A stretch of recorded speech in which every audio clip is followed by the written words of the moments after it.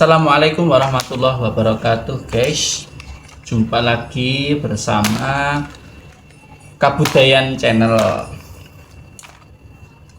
Konten kemarin mereview Gathotkaca ya toh. Sekarang saya mau menceritakan sedikit patahan lakon Abiyasa Boyong. Ini sudah saya tata wayangnya. Nanti akan sedikit saya ceritakan tentang Abiyasa Boyong.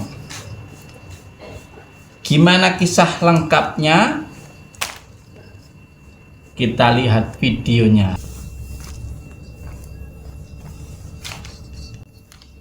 Tan samarep pamoring sukma sinuk maya winahya ing sepi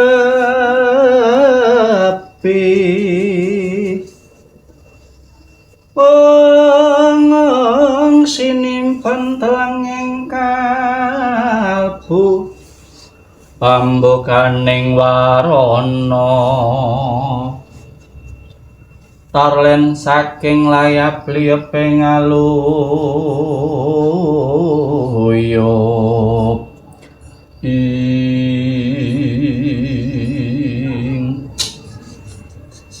kulup ngger kaki Prabu Gathotkaca wonten tinimbalan ingkang dawuh wa Prabu hamiji dhateng kula pun putra pringgondani kula pun Gathotkaca jumadong dawuh kaki Prabu Gathotkaca sira ndak dangu kepiye paran pawartane anggonira kaki Prabu Gathotkaca diutus dinuta dening para Pandhawa prapta utawa sowan ning praptapan Saptawarga apa wis santuk gawe kaki Prabu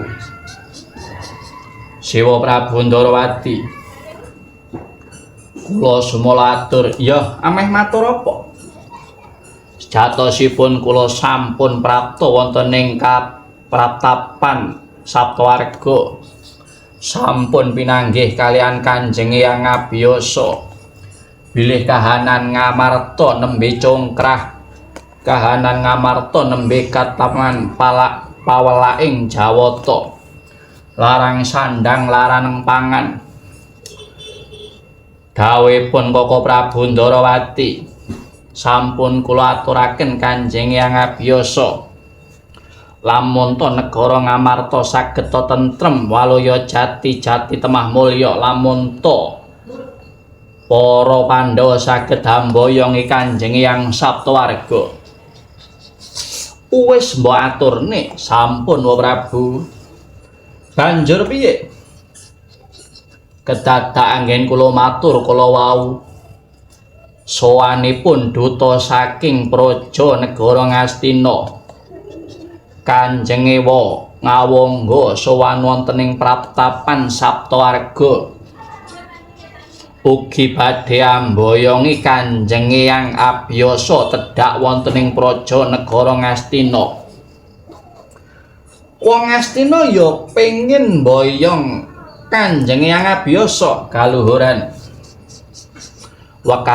wekasan ngantos kula rewangi Dwandayuda tanding mengsah kelawan para kadang Kurawa nganti mbok rewangi perang karo Kurawa kasinggihan mekaten wong banjur piye anggen kula Dwandayuda kala wau dipisah dening Kanjeng Hyang Abiyasa anggen kula Dwandayuda kelawan punden kula Kurawa kula dipisah kalian Kanjeng Hyang Abiyasa bilih Kanjeng Hyang Abiyasa paring dawuh dhateng Kang putra pringgondani kelawan Kang Ngawangga Kanjeng Hyang Abiyasa paring dawuh kelawan duta ngamarta kelawan duta Ngastina lho nggih banjur paring dawuh apa kaki Prabu waleh-waleh menapa wa bilih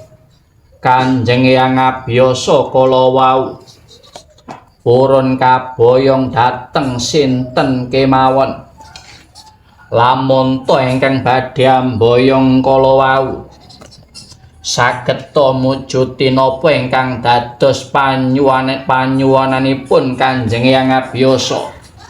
Weladalah Kanjeng Hyang Abiyasa duweni penyuwunan none nggih wa. Banjur apa penyuwunane Kanjeng Hyang Abiyasa? Aduh, miturut pangandikane Kanjeng Hyang Abiyasa, Kanjeng Hyang Abiyasa kasdu kaboyong dhateng sinten kemawon. Lamun to dinuta kala wau saged ngaturaken panyuwunanipun Kanjeng Hyang Abiyasa. Apa penyuwunane? Kanjeng Hyang Abiyasa nyuwun paning cindhe tali murda.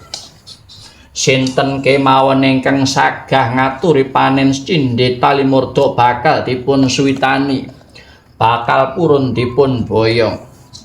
Nanging wo lamun to para punden kula para Pandhawa boten saged minangkani napa ingkang dados penyuwunanipun Kanjeng Hyang Abiyasa, ampun jagakne anggenipun amboyong Kanjeng Hyang Saptawarga.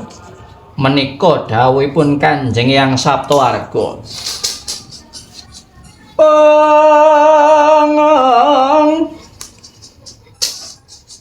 Pamadhare warsitaning ati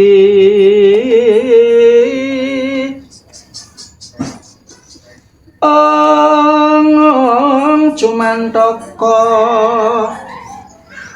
anira pujangga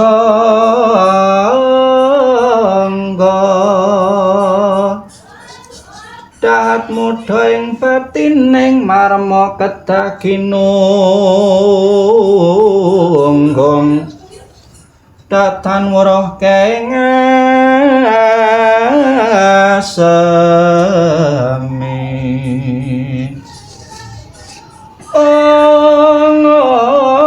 hameksa angrum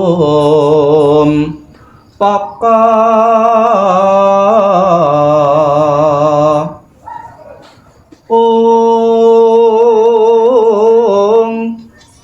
pasa kang kalantur tutur kang katula-tula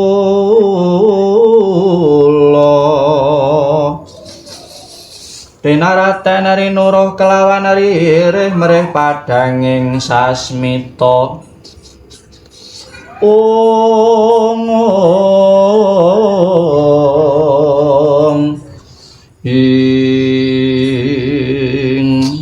weladalah luhur temen penjaluke Kanjeng Hyang Abiyasa.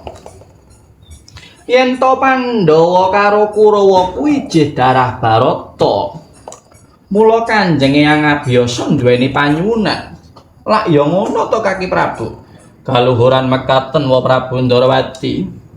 Dawuhipun Kanjeng Hyang Abiyasa, "Werkudara, Kresna kakangku apa?